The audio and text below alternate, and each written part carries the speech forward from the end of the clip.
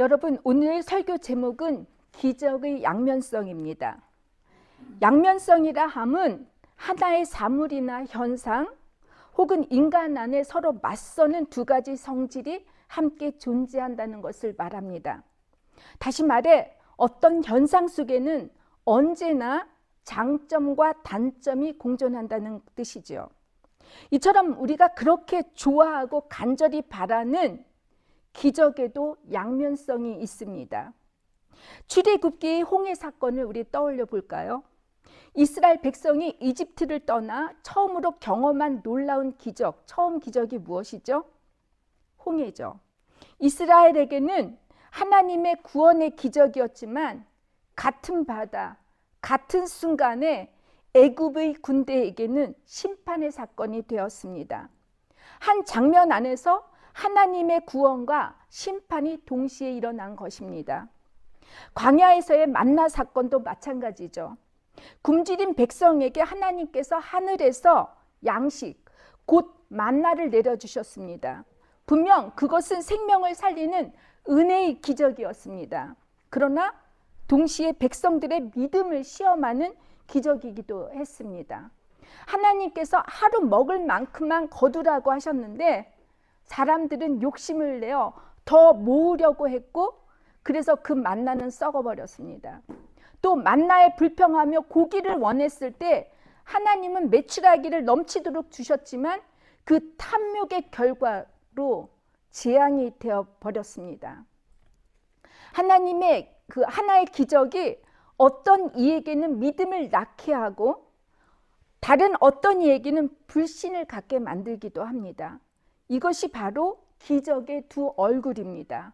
빛과 그림자, 은혜와 위험, 기쁨과 박해가 공존하는 기적의 양면성입니다. 오늘 본문 말씀에도 이런 양면성이 드러납니다. 나사로의 부활은 어떤 사람에게는 예수를 믿게 하는 생명의 표징이 되었지만 대제사장들이나 바리새인들에게는 예수를 죽이기로 결심하게 만드는 결정적인 계기가 되었습니다. 또한 나사로에게 이 부활의 기적은 하나님의 간섭과 보호, 인도하심의 표징이었지만 동시에 복음을 위해 감당해야 할 증언자의 십자가이기도 합니다. 그렇다면 여러분, 우리는 이 기적의 양면성 앞에서 어떤 태도를 취해야 할까요? 또 오늘날 번영신앙과 기복신앙에 치우친 교회와 성도들은 이 기적의 의미를 어떻게 새롭게 바라봐야 하겠습니까? 오늘 이 시간을 통해 기적 그 자체가 목적이 아니라 그 기적 너머에 있는 하나님의 뜻을 깨닫고 우리 삶 속에 기적의 순간들이 하나님의 표지판이 되기를 소망합니다. 여기 계신 여러분 중 저를 포함해 기적을 바라지 않는 사람은 아마 한 사람도 없을 거예요. 모두가 기적을 좋아하고 또 기대합니다. 우리 인생에도 여러분에게 한 번쯤은 설명할 수 없는 기적이 일어났을 것이고 앞으로도 이런 기적이 일어나기를 소망할 것입니다. 병이 낫고 닫힌 길이 열리고 절망이 소망으로 바뀌기를 바라며 지금도 간절히 기도하시는 분들이 계실 것입니다. 설교를 들을 때도 마찬가지죠. 제가 열심히 설교를 준비하고 선포를 했는데 뒤에서 이야기하는 거 목사님 오늘 그 간증 얘기가 참 감동을 받았다라고 이렇게 얘기를 합니다. 왜냐하면 기적은 언제나 우리의 마음을 흔드는 힘이 있기 때문이죠. 성경의 기적이 오늘날도 일어나기에 기적을 체험한 사람의 이야기를 들으면 아 정말 하나님이 살아계시구나 이렇게 느끼죠. 그리고 여러분의 믿음이 새로워지곤 합니다. 복음서에서도 그렇죠. 주님을 만나 치유를 받은 사람들이 자신의 삶터로 돌아가서 그 놀라운 경험을 나누었을 때 그 이야기를 들은 사람들이 예수를 믿게 되었다고 기록하고 있죠. 그렇다면 여러분 오늘 말씀을 들은 우리 가운데 정말 이제도 여전히 기적 그 자체를 구하며 나아갈 사람들이 있을지 궁금합니다. 본문을 자세히 보면 주님께서 나사로를 죽음에서 살리신 기적에는 몇 가지 중요한 특징이 있습니다. 첫째, 기적 자체가 목적이 아니라 증언의 기회가 되어야 한다는 것입니다. 본문 9절을 보면 이렇게 기록되어 있습니다. 유대인의 큰 무리가 예수께서 거기 계신 줄 알고 와서 예수만이 아니라 죽은 자 가운데서 살리신 나사로도 보려 함이로다. 또 18절에는 많은 사람이 예수님께서 나사로를 살리신 표적에 관한 소문을 들었기 때문에 예수를 맞으러 나왔다고 되어 있습니다. 그리고 17절에서는 주님께서 나사로를 무덤 밖으로 불러내어 살리실 때 그 자리에 있던 군중이 그 일을 증언하였다고 말합니다. 사람들은 예수님을 보기 위해서만이 아니라 나사로를 보기 위해 몰려왔습니다. 그만큼 기적은 언제나 사람들의 관심을 끌게 만듭니다. 눈으로 보이는 놀라운 일, 세상의 이치로는 설명할 수 없는 사건이기에 사람들은 호기심과 기대감으로 그 주변에 모입니다. 그러나 예수님께서 나사로를 살리신 이유는 단순히 나사로 개인의 행복을 위한 것이 아니었습니다. 주님은 그를 단지 기적의 수혜자로 머물게 하지 않으시고 복음의 증언자로 세우셨습니다. 그의 존재 자체가 하나님의 영광을 드러내는 살아있는 간증이 되게 하신 것입니다. 몇 달 전 제가 제 제부에 대해 설교 중에 언급한 적이 있습니다. 제 제부는 이미 6차례의 항암 치료를 받았고 지금은 검사 결과상 암세포가 거의 보이지 않았다고 합니다. 온 몸 전체가 암으로 다 퍼져가지고 제 동생이 CT 사진을 봤을 때 다 까맣게 보였었대요. 무엇보다도 다른 세포를 공격하던 그 거대 세포 B가 사라졌다고 합니다. 하지만 혈액암에는 완치 판정이라는 개념이 없어서 그는 아마 평생 이 병과 함께 살아갈지 모릅니다.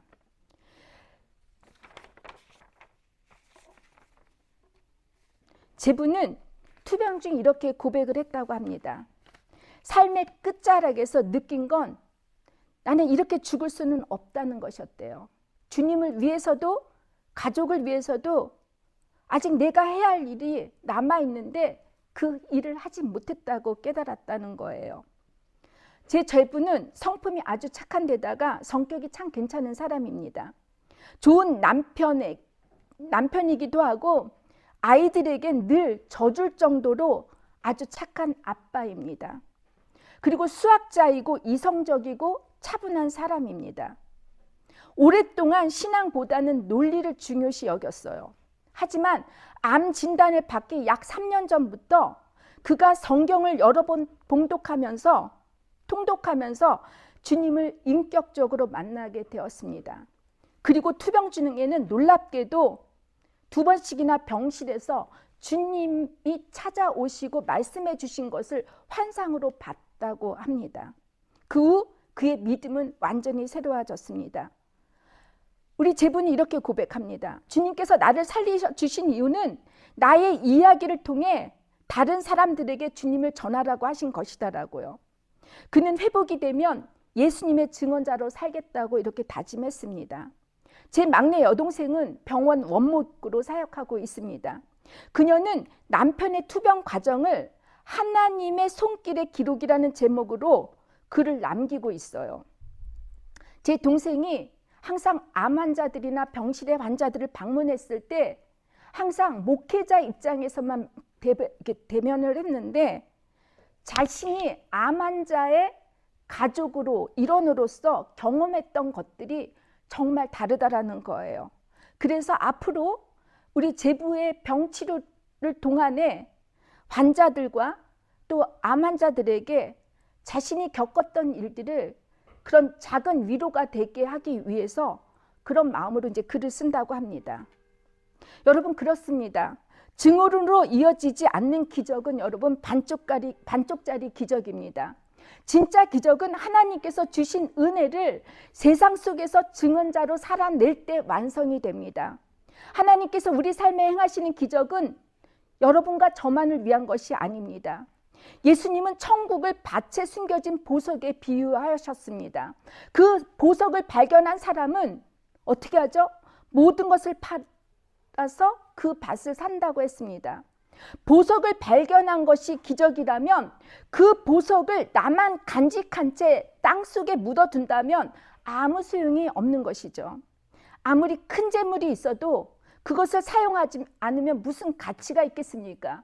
여러분 부자들 보면 계속 돈만 모으죠. 근데 그 돈은 통장에 있는데 그걸 쓰지 않으면 그게 무슨 가치가 있겠습니까? 기적은 나만의 비밀로 간직할 것이 아니라 하나님 나라를 확장하기 위해 나누어야 할 보물입니다. 이때 나눌 때 우리는 진정한 기쁨을 경험하게 됩니다. 기적은 또한 하나님의 부르심이기도 하죠. 기적의 은혜는 누군가 우리를 보고 예수를 믿게 하시려는 하나님의 초대이기에 우리는 반드시 전해야 합니다. 나사로처럼 하나님의 은혜를 경험한 사람은 공적 증언자로 살아가야 합니다. 초대교회 성도들은 병이 낫고도 자신을 숨기지 않았습니다. 오히려 외쳤죠. 내가 나음을 입은 것이 이 예수를 전하기 위해서다라고요. 그들의 간증으로 여러분 어떻게 됐죠? 교회가 세워졌습니다. 오늘 우리의 회복도 우리의 간증도 바로 그 부르심 안에 있다는 것이에요. 그러므로 우리는 그 기적을 나의 자랑이 아니라 주님의 승리로 전해야 합니다. 믿습니까? 둘째, 기적은 세상의 박해와 충돌을 동반합니다. 나사로는 다시 살아났지만 동시에 죽음의 위협 아래 놓이게 되었습니다. 본문 10절은 이렇게 말하죠. 대제사장들이 나사로까지 죽이려고 모의하니 그의 부활은 예수의 영광을 드러냈지만 동시에 세상의 미움을 불러왔습니다. 놀라운 일이죠. 죽었다 살아난 사람을 축하하기는커녕 오히려 죽이려 한다는 것이죠. 기적의 한쪽 면은 축복이지만 다른 한쪽 면은 부담입니다. 이것이 바로 복음의 역설이자 기적의 양면성입니다. 기적은 모두가 환호하는 사건이 아니에요. 때로는 세상과의 충돌을 불러옵니다. 왜냐하면 기적은 세상 질서를 흔들고 다른 힘과 주권이 존재함을 드러내기 때문이죠. 그래서 권력자들에게 그것이 위험이 됩니다. 오늘날도 마찬가지죠. 하나님의 은혜를 경험하고 진리의 증언자로 서는 사람은 세상으로부터 조롱과 불편함을 겪습니다. 가정에서, 직장에서, 친구들 사이에서도 너는 어떻게 그렇게까지 믿어? 라는 말을 듣거나 소외당하기도 합니다. 여러분 초대교회 순교자들을 떠올려 볼까요? 그들은 단 한마디 예수는 주님이시다. Jesus is my heir 라는 고백으로 목숨을 잃었죠. 그러나 그들의 죽음이 바로 교회의 부흥을 일으켰습니다. 기적의 빛이 세상의 어둠을 비출 때 충돌은 피할 수가 없습니다. 그러나 그 충돌 속에서도 주님은 반드시 일하고 계십니다. 사도 바울은 디모데후서 3장 12절에 이렇게 말하고 있습니다. 무릇 그리스도 예수 안에서 경건하게 살고자 하는 자는 박해를 받으리라고 하셨습니다. 진짜 기적은 문제없는 삶을 사는 것이 아닙니다. 문제 속에서도 주님을 부인하지 않고 증언할 수 있는 믿음, 그것이 참된 기적입니다. 셋째, 나사로의 부활은 예수의 부활을 가리키는 표적입니다. 나사로의 부활은 엄청난 사건이었습니다. 그러나 그것은 임시적인 부활이었어요. 그는 언젠가 다시 죽었습니다. 그러나 그 사건은 곧 다가올 예수님의 영원한 부활을 미리 보여주는 표적이었습니다. 기적은 그 자체로 끝나지 않습니다. 모든 기적은 예수의 십자가와 부활을 향해야 합니다. 요한복음 전체의 흐름이 바로 그 방향을 가리키고 있습니다.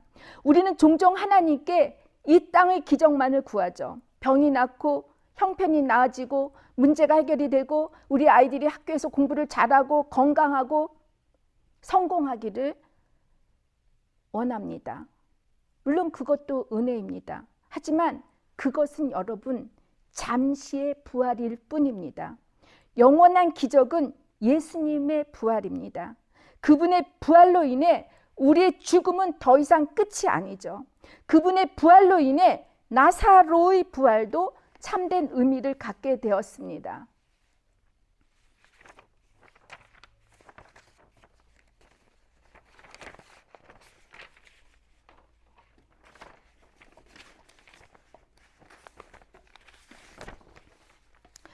따라서 기적의 초점은 나사로의 생명의 연장이 아니라 예수의 생명 승리에 있습니다.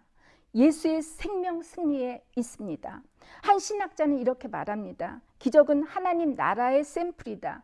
그러나 부활은 하나님 나라의 완성이다. 우리의 기적은 여러분 단지 샘플에 불과합니다. 기적은 우리로 하여금 영원한 부활을 바라보게 하는 예고편입니다. 여러분, 오늘 주님께서 우리에게 이렇게 물으실 것입니다. 너희는 기적만을 구하는 신앙에 머물겠니? 아니면 그 기적을 통해 나를 드러내는 증언자의 길을 걷겠느니? 기적은 끝이 아니라 시작입니다. 기적은 하나님을 증언하기 위해 하나님의 부르심의 신호입니다. 그 부르심 앞에 나사로처럼 서시기를 주님의 이름으로 축원합니다. 기적은 우리를 편안함으로 부르지 않습니다. 기적은 우리를 증언의 자리, 부르심의 자리, 복음의 최전선으로 부릅니다. 여러분, 이제 말씀을 맺겠습니다. 하나님께서는 이스라엘 백성에게 자주 광야의 사건을 상기시키면서 기억하라, 잊지 말라고 하십니다. 돌을 쌓고 기념일을 만들고 모두 모여서 그것을 되새기고 직접 보지 못하고 경험하지 못한 후대에게 계속 가르치면서 기적을 행하신 하나님의 뜻에 합당하게 살라고 하십니다. 여러분, 얼마 전에 제가 제 집 벽을 봤습니다. 제 벽은 다 하얗게 칠해있어요. 그러다가 청소를 하다가 보니 제가 키가 작다 보니까 손이 닿지 않은 구석이 뭔가 검은 빛으로 변해 있는 것을 발견했어요. 여러분, 가만히 내버려 두면 검은 색깔로 변하게 됩니다. 마찬가지죠. 우리의 삶에도 나사로의 부활처럼 놀라운 은혜의 순간들이 있었을 것입니다. 없습니까? 없습니까? 있죠. 있습니까? 다 생각해보면 없으면 이건 문제가 있는 것 같아요. 저는 날마다 있어요. 그래서 그 받는 고난도 제가 다른 사람보다 배로 많은 것 같은데, 근데 여러분, 그런 기적의 은혜를 받는 데서 머물다가 보면 그 은혜의 순간은 또다시 여러분 목마름이 되어 여전히 기적을 구하며 살고 있습니다. 은혜의 자리가 복음을 증언할 수 있는 용기가 필요하지 않습니까? 나만 받았다고, 나만 감사하다고 거기서 멈추면 여러분 안 되죠. 우리들의 여러 어려움의 한계에 처할 때 여러분 기적을 구할 수밖에 없지만 늘 기적을 구함과 동시에 주님의 부르심, 주님의 초청, 소명이 있음을 잊지 말고 계속해서 전해주시기를 주님의 이름으로 축원합니다. 아무리 세상이 우리를 비웃고 거절해도 우리의 신앙과 믿음의 고백이 흔들리지 않도록 주님의 산 증언자로서 복음을 전하고 가르치고 멈추지 않기를 주님의 이름으로 축원하고 각자 마음으로 결단하기를 원합니다. 여러분, 우리 모두 함께 결단 고백할까요? 저 따라해 주세요. 주님, 더 크게, 주님, 제 삶을 나사로처럼 기적의 증거로 사용하여 주옵소서. 기적만을 구하는 신앙에 머무르지 않고 그 기적을 통해 주님을 전하겠습니다. 제 삶이 주님의 살아계심을 드러내는 통로가 되게 하옵소서. 여러분, 이 결단이 오늘로 끝나지 않게 되기를 주님의 이름으로 축원합니다. 내일의 삶 속에서도 계속 이어지는 순종이 되기를 주님의 이름으로 축원합니다. 우리의 고백과 걸음이 주님의 영광으로 채워지길 원하며 여러분, 우리 함께 기적을 구하는 신앙에서 더 나아가 기적을 전하는 신앙인들이 되시기를 주님의 이름으로 축원합니다.